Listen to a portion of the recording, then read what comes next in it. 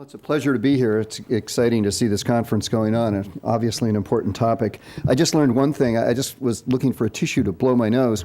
I went into the men's room, but there are no tissues in a green building. What can I say? We'll have to think of that trade-off, too, in the future with respect to the design of these buildings. There is a need for that once in a while. Okay, it's my pleasure to introduce Julia Levin. Julia, for this particular keynote, you want somebody who knows a lot about California, want somebody obviously who knows about green, and also it'd be interesting to have somebody who knows a lot about wildlife and the interaction between green energy, for example, and wildlife. And Julia Levin fits the bill perfectly. She's got a fascinating background where she's worked with all sorts of different interesting organizations, including the World Bank, AID, the Natural Heritage Institute, the Union of Concerned Scientists, where she was involved with a lot of California projects, including the California Renewable Portfolio Standard, then the National Audubon Society. Do they still call it that, or is it just the Audubon? Okay, when you go to the webpage, it says Audubon, not the National Audubon Society, which is how I remember it as a kid. And she was California Policy Director there, where she was very involved with wind power and wildlife protection. And in fact, during this period, got involved with the American Wind Wildlife Institute, which is an interesting combination of environmental organizations and organizations that provide wind energy, and trying to deal with the problem of trying to make green wind energy safe for wildlife. And that's a really interesting enterprise. So today, she's a member appointed by Governor Schwarzenegger of the California Energy Commission. She's got a background in law and a background in international relations, and I'm sure she'll tell us a lot about California, green energy, and I hope some about wildlife protection as well. Please welcome Julia Levin.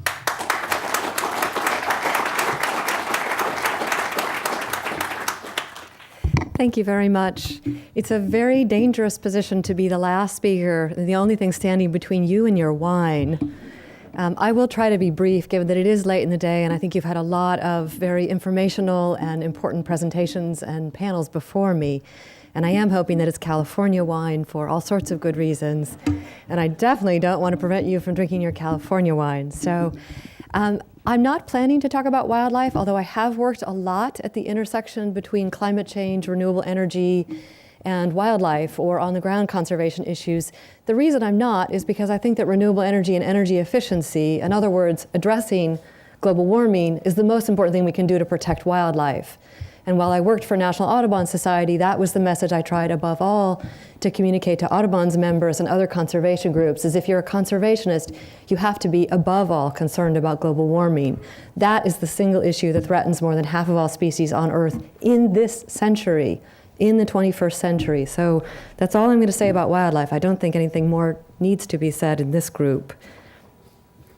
I am assuming and believe my colleague, Commissioner and Dr. Art Rosenfeld, and my hero, I should say, Dr. Stephen Chu, the head of the U.S. Department of Energy, and I share that worship of Dr. Rosenfeld. As I believe that he spoke to you already about an important California and now national policy on energy efficient mortgages. We still refer to it as AB 811, the program in California. Now nationally, it's property assessed clean energy. And I understand tomorrow you have a whole panel on energy efficiency financing. So I'm not going to talk about that, but I am going to focus on two other, what I really would consider game changers in California and to a large extent nationally now on energy efficiency. The third that I think has occurred in the last year or two is the energy efficiency mortgages, or the whole world of energy efficiency financing, that I think is incredibly exciting and really critical to move energy forward, the next really big step that we need. Since you're covering that in other areas, the two areas I will focus on right now, as I said, as I will focus on, are the stimulus and how we're using the stimulus in California and most of the other large states as well. Above all, on energy efficiency, at least the energy funds of the stimulus, we are prioritizing energy efficiency. A small amount will also go to renewable energy, clean transportation, other smart grid projects, but the bulk of the money that the Energy Commission is responsible for is going into energy efficiency and green buildings, therefore. And then the second area I'll talk about is a new program in California, just signed into law this September.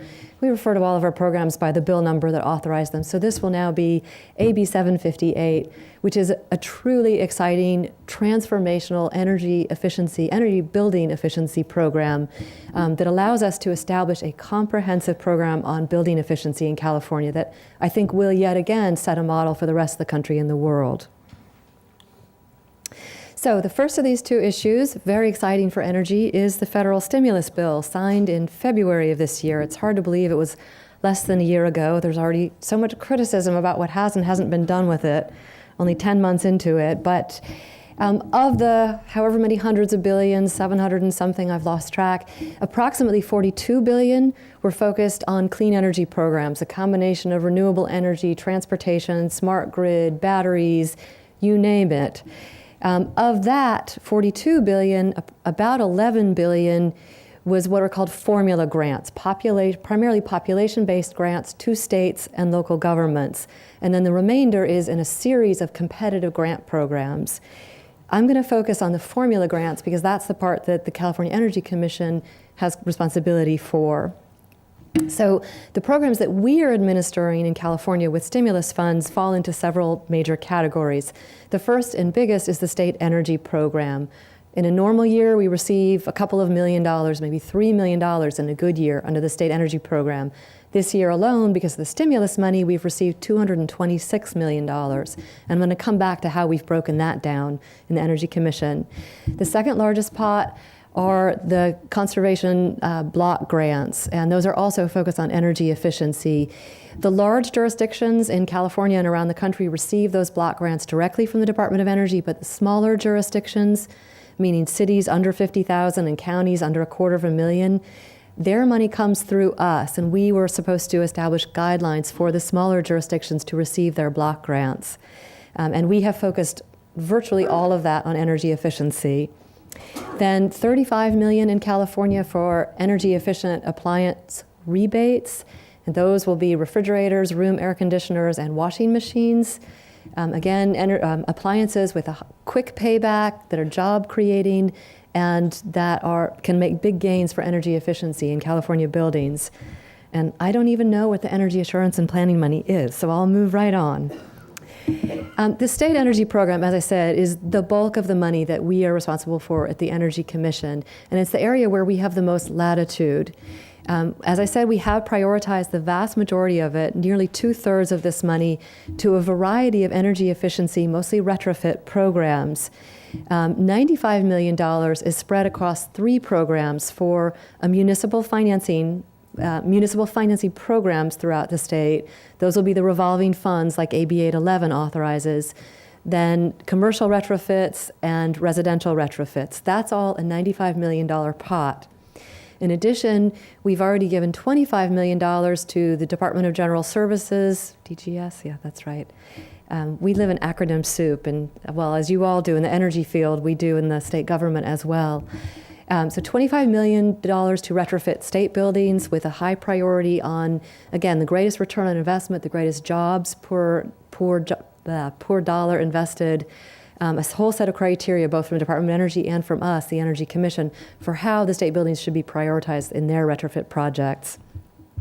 $20 million we've given to a collaborative between state agencies, the community college system, and local workforce investment boards to do green jobs training, again, focused entirely on energy efficiency retrofits. So trying to retrain unemployed workers, create pre-apprenticeship and apprenticeship programs for workers that need to be trained in new fields, create curriculum for junior colleges and local workforce investment boards so that we have the workforce available when these programs are up and running and on an ongoing basis. And finally, $25 million we put into an existing revolving loan fund that we administer at the Energy Commission called ECA, again, another acronym, the Energy Conservation Assistance Account. And that goes to local governments, school districts, fire districts, irrigation districts, any other local public entities, again, to do energy efficiency retrofits. So very, very important programs all. We need to spend all of these funds by late next year, and the recipients need to do the work by April of 2012. So this is all on an extremely fast timeline. Just a little bit more detail about the $95 million, because I think that these are really the most cutting edge programs, above all the municipal financing, which again you've heard about, but we still refer to as AB 811, allowing local governments to do property assessed financing, where property owners pay back the energy efficiency investments through their property tax bills. We think this is one of those breakthrough policies, and it's spread like wildfire across the country. 12 other states have it. The federal government hopefully will help facilitate through a variety of means. So a really important program that started here in Berkeley. So those of you that are Berkeley residents, Berkeley voters, should be really, really proud of it. The municipal and commercial retrofits will fund a series of best practices in municipal governments, municipal buildings, hopefully other public buildings at a local level. We are expecting them to use this to leverage much larger sums of money to do a much larger number of retrofits throughout local governments across California. The comprehensive residential retrofits is where we're looking at really deep retrofits in the residential sector, hopefully moving toward whole neighborhood retrofits. This is an approach taken by the PUC that we are really excited about and we think is going to be much more cost effective and be able to get into much deeper retrofits in the buildings, in the residential building sector. This will also be a tiered approach where there'll be more funding available for deeper retrofits, and we're really trying to encourage maximum jobs per dollar invested. And as it turns out, this was news to me, the deeper the retrofit, meaning the more comprehensive the retrofit, the more cost effective, the more jobs created per dollar invested. And this is a critical metric for us to be able to report back to on federal stimulus dollars. I think it's a critical metric from a business standpoint and an economic standpoint more generally.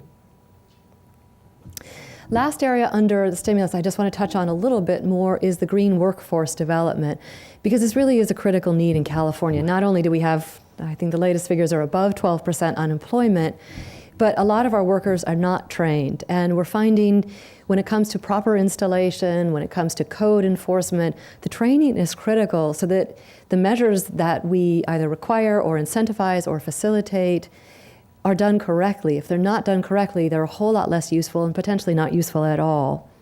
So training the workforce, providing the jobs, and making sure the work is done right is really critical.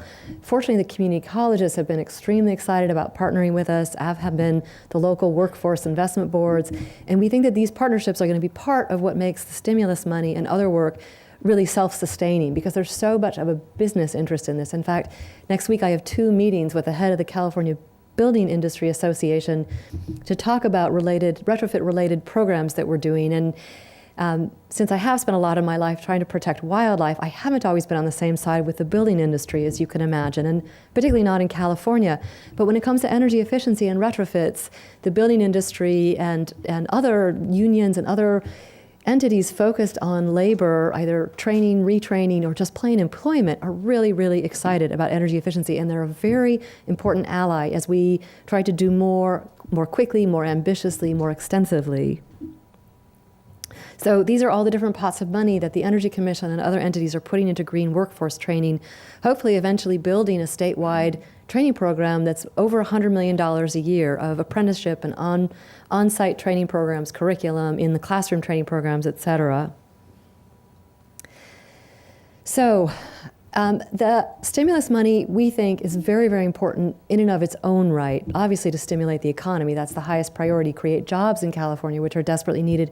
But from an energy standpoint, we also have really tried to prioritize programs that will become models, that are sort of pilot projects that will help us to build much more comprehensive, ambitious energy efficiency programs, particularly retrofit programs going forward.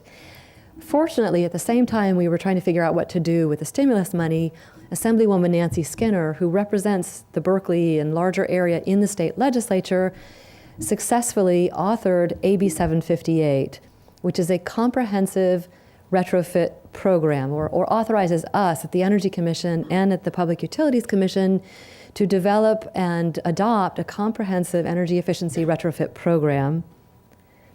This is something that Commissioner Rosenfeld and others have worked on for years, trying to get the authority to do.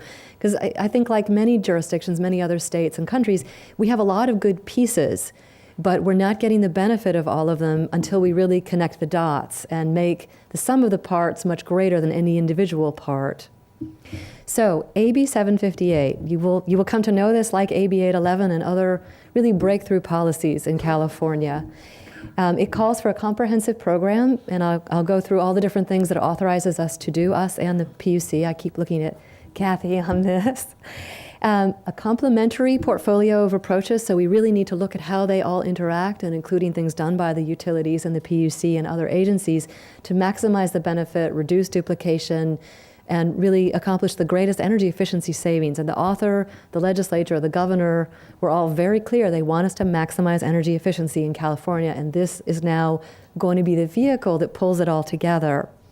We need to do meaningful assessments of buildings, and that will be benchmarking, labeling, public disclosure, trying to put all of those pieces together finally in a way that really lets buyers, renters, operators of buildings know what they have, what they can do with it, how to improve it, and hopefully make those improvements, provide the incentives and or regulations to ensure they make the improvements that they should.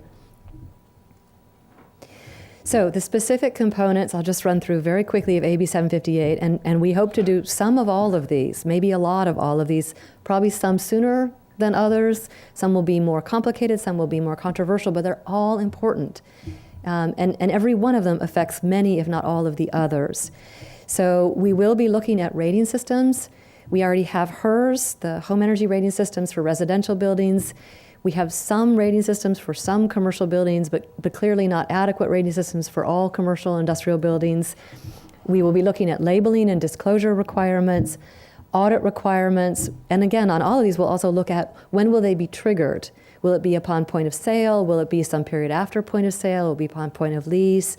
Refinancing? These are all questions we need to look at, and to keep pointing to Berkeley as our model, we will be looking at Berkeley, San Francisco, other local jurisdictions, and other states that have RICO-SECO ordinances or point of sale requirements for energy efficiency, as many of the models will be looking to. We're going to be looking at financing options like AB 811, like the federal property assessed clean energy financing mechanisms. Other states are looking into this area as well, like utility financing, on-bill financing. We will look at the whole range. Public education is a critical part of this. We've seen the jurisdictions that have done AB 811 type financing tend to go to solar first because it's easy. People don't realize that the return on investment is so much faster and so much more cost effective with energy efficiency, and we need to educate the public about that. I think policymakers, there really has been a breakthrough in the last year, state and federal, in terms of the extent of policymaker understanding about the importance of energy efficiency, but I don't think the public is there yet at all. In fact, I don't think most of the public really understands energy efficiency beyond fluorescent light bulbs. Workforce development, we've already spoken about.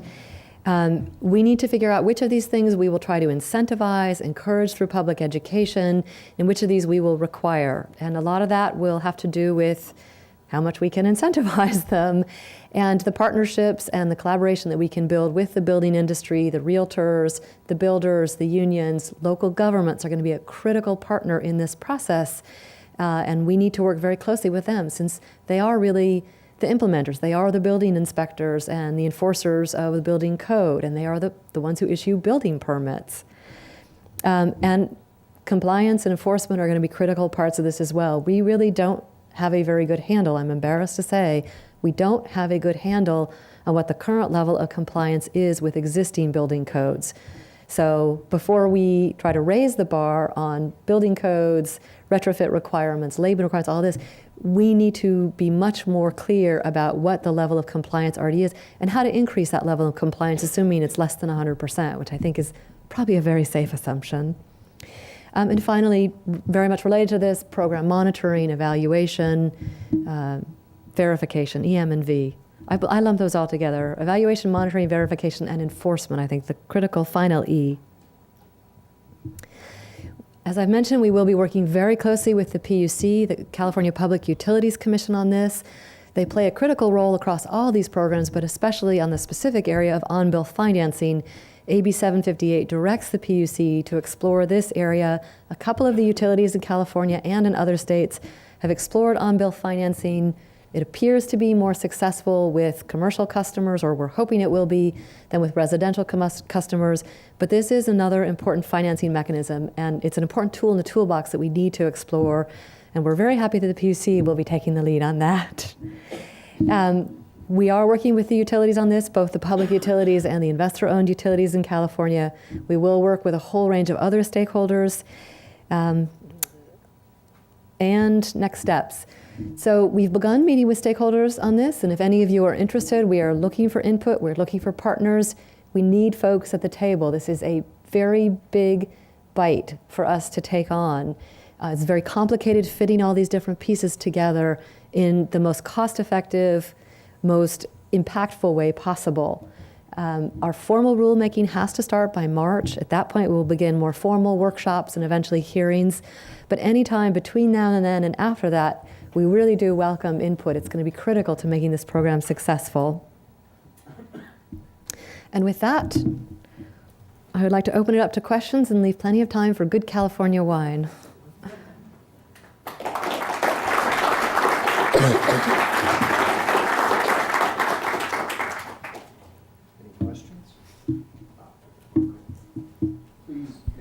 Asking a question too. Absolutely. Thank you for your talk. I'm from the Haas Business School, and I appreciate your second to last slide about opportunities to get involved. Is there a way for us to get involved? How do we do that? And secondly, what opportunities are there for the future business leaders to work with you, to work with some of the other speakers today, to help the market move forward from a private sector's perspective? Let me start with the latter question, because I think it's a really exciting question. There's been about $6 billion of venture capital invested in energy efficiency in California over the last, I don't remember the time periods, over the last 3 to 5 years. And I think by a lot of accounts, this is the most likely candidate for really the new economy in California, the next big thing. And those of you, I think a number of you come from the business community and already know this and are already investing in it. We're seeing energy efficiency companies popping up right and left. And it's everything from new lighting technologies to smart grid technologies to more efficient appliances. We just adopted standards for energy efficiency for televisions a few weeks ago at the Energy Commission, the first in the country. And we had about, maybe 15 companies come and talk to us about all the different things that they are inventing or in the process of developing or ready to go to market with that are going to improve the efficiency of televisions and other electronic devices. I think that the building sector has a lot of opportunities for the business sector in looking at energy efficient buildings, whether it is participating in the labeling, in the modeling, in the software to do energy efficient buildings. We need to look at whole building systemic approaches, whether it's planning whole neighborhood approaches. So I think there are software that the business community should be looking into. There's hardware that it should be looking into, new technologies across all of these things. I think there's virtually an endless opportunity for the business community, and smart businesses are already there, but I think there's a lot more room. I really do think this will be the .com boom will be clean energy and especially energy efficiency for a long time to come. We know China's investing hundreds of billions, Europe's investing hundreds of billions. I think the best chance for the US to stay the course and to be competitive is here in California. Let's hope it has a better end than the .com. But okay. Well, the .com goes up and down. I wouldn't say it's over. Excuse me, real fast. And I'm sorry, on the first yeah. question, yes, let me come back to that. How to participate? I'm happy to give you my card. Commissioner Rosenfeld and his advisor, Debbie, where are you? Deborah Eden is sitting behind you. We'd be more than happy to talk to you. There'll be lots of information on our website once we start the formal rulemaking, but feel free to look up any one of us. We have very open door policies, and the more input and the earlier in the process, the better. Thank you. Yes, sir. Hi, I'm Severin Bornstein. We've met. Direct. Yes, we have. You raised the PACE and programs again, and I have a lot of concerns about them, and I wanted to see if you could sort of clarify some of this. My concern, which I think you share to some extent, is that a lot of this is being pushed towards solar, but it's actually true of some of the major retrofit energy efficiency that although it sounds good, it actually doesn't pencil out. And certainly the interest rates we're talking about, City of Berkeley and most of these other cities facing are not that attractive. And I'm concerned that, in fact, what's going to happen is we're going to get lower and middle income households, tell them, look, you can finance this stuff. And then they're going to find out that their payments on these loans that they've gotten are actually larger than the savings they're going to have, which sounds like some other things that have happened in the mortgage market recently. What's being done to assure that people are actually well informed and and that we're making sure that they understand if it doesn't pencil out, that it doesn't, and you're not going to save money, it still might be worth doing if you feel strongly, or that that maybe you shouldn't do this if you can't relate because you won't be able to afford the payments. I think that's an excellent question, and I think it is critical to get it right, because obviously money is not yet growing on trees. And at the time when it does start growing on trees, we'll have to worry about a lot of other things. I think the conclusion we've come to at the Energy Commission is it takes multiple parts to get it right. The first is to be very clear up front in guidelines for whatever municipal financing or property assessed clean energy financing program occurs, to be very clear that you have to do energy efficiency first before you get money for solar, because solar is not clear the circumstance under which it pencils out. And I say that as someone, I've had solar panels on my roof for a decade. I have no regrets. I'm not sure they'll ever pay for themselves, though. And I have no trees blocking them or any of the things that were unforeseen. That's slightly less true, but sometimes still true with windows. Those, unfortunately, the two things that I did to be a good green homeowner turned out to be the least cost-effective, the slowest return on investment, and really ultimately probably the least helpful for the environment. It would have been a lot better if I had sealed my ducts and replaced all my light bulbs, which I did finally get around to that. And I live here nearby, just a few miles away, so we don't need air conditioning, but replacing my furnace and all of the other insulation type things, I should have done those first. I would have spent much less. I would have already paid for it 10 years later. So making sure that the guidelines are very clear at the beginning about what are the most cost-effective measures, and only paying for those, or not doing anything else unless all of the really cost-effective, fast rate of return measures are done first. The key to making this work, though, even assuming you design it correctly, is the enforcement. Well, that the installation is done correctly and that there's enforcement. And that comes back to local building departments. I mean, somehow there has to be a mechanism by which local building departments do the inspection. And certainly you would think if it's a municipal financing program, they have a big incentive to make sure the money is being spent in the most cost-effective way, the way most likely to be repaid quickly, not put the homeowner or renter in a worse position financially. So I think that there is a big incentive for local governments. On the other hand, they're hurting terribly in California and probably will be for quite some time to come, maybe a long time to come. So I think you need both of those pieces for a successful program, maybe more. I don't know, Commissioner Rosenfeld or Kathy, or if others want to add to that, but those would be my most two important requirements. Absolutely. The more knowledgeable person will answer your question now. Severin, I just want to get this straight. When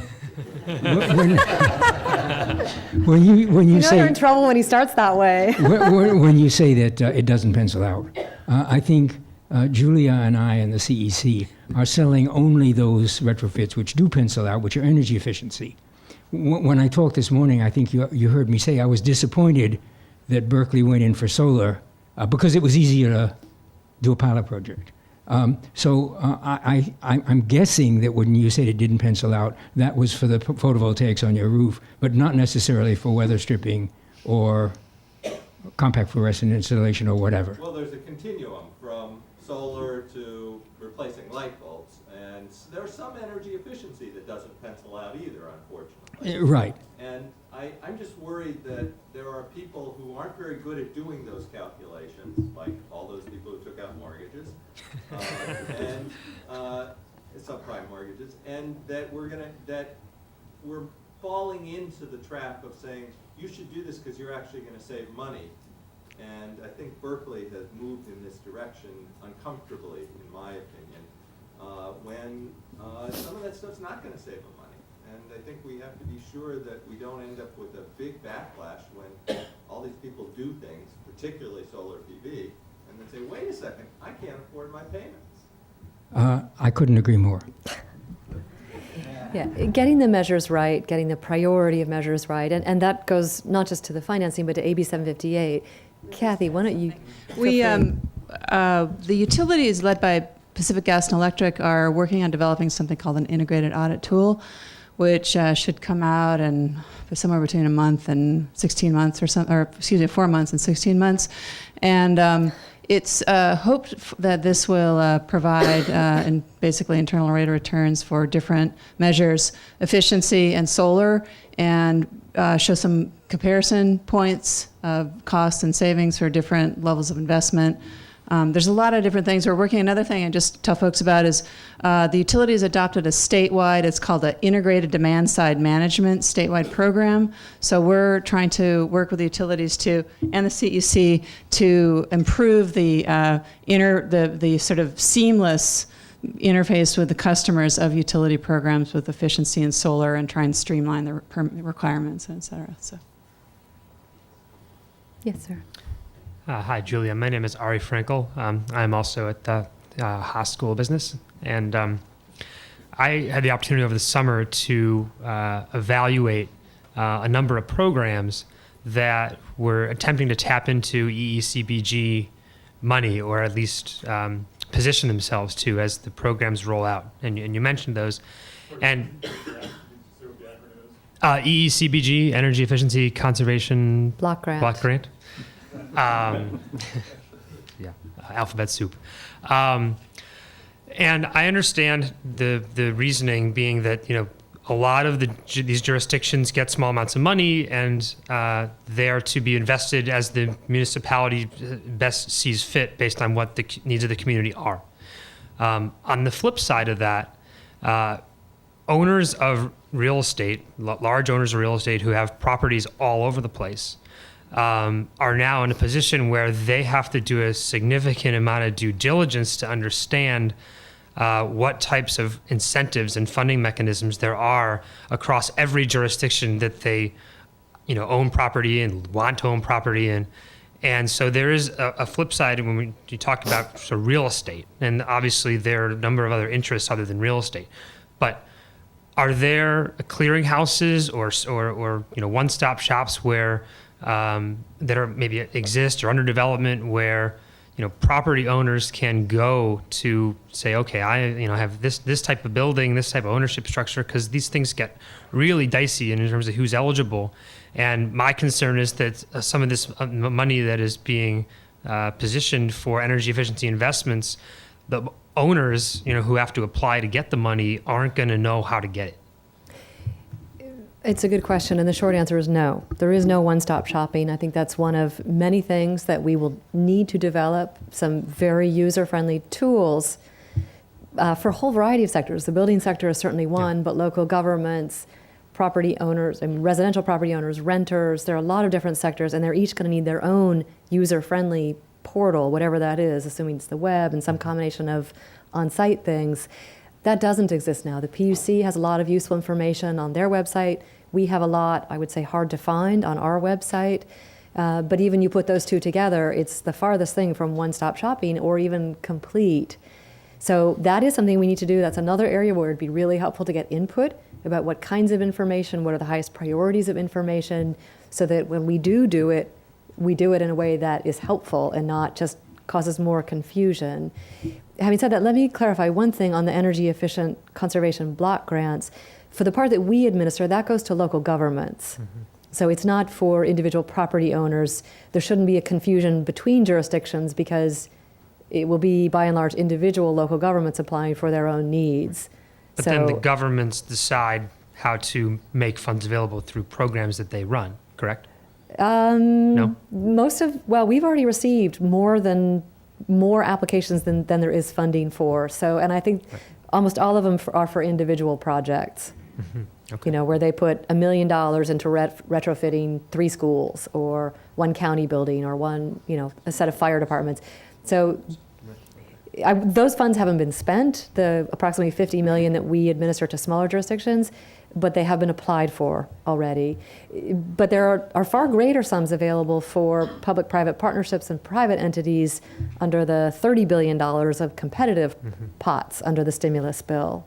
Right. So from a private property owner or developer standpoint, I would look at the competitive grants at this point, not the conservation block grants, we'll maybe even still be looking at the $95 million under the state energy program, because some of that for commercial and residential retrofits, there's certainly an important role for the business community to help deliver those programs. Thank Does you. that answer your question? Yeah. Okay. Hi, my name's Heather Larson with StopWaste.org, Green Building in Alameda County.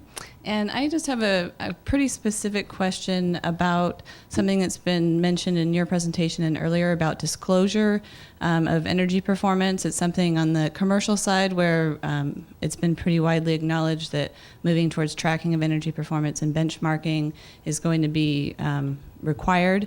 And I was just wondering, sort of at the state level, if there's been some move to develop that on the residential side. As somebody who works specifically in multifamily housing, we're seeing, there's some availability of portfolio manager for multifamily projects, et cetera, but when you get to start working with a developer who actually has to get information from their tenants to try to benchmark a building, there's a lot of barriers to them doing that, and that's also a sort of a deal breaker for them to participate in programs that require any kind of disclosure. So I was just wondering on the residential side if there's any policy move towards breaking down barriers for disclosure of energy performance on residential. I think that's going to be an important part of the program we develop under AB 758.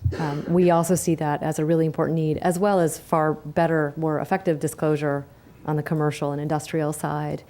To my knowledge, and I'm looking to Commissioner Rosenfeld and his advisor Devi or Kathy, anyone else who may know better, I believe the only area where the state requires it is under the New Solar Homes Partnership, which is a combination of energy efficiency.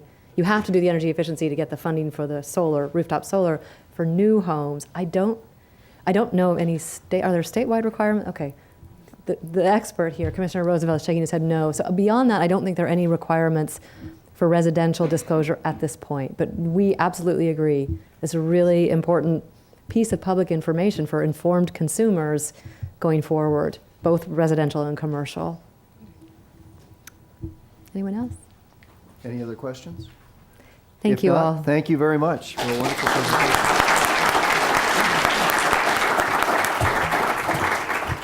Thanks. I'd like to thank especially the bookends for today's presentations, the commissioners from the state of California, Commissioner Rosenthal and Commissioner Levin, and all the discussion that's been in between the presentations by the two commissioners. Thank you very much. We will meet tomorrow morning at 8:30 for breakfast. I also wanted to thank especially Larry Rosenthal and Brian Gothberg for making this thing work today.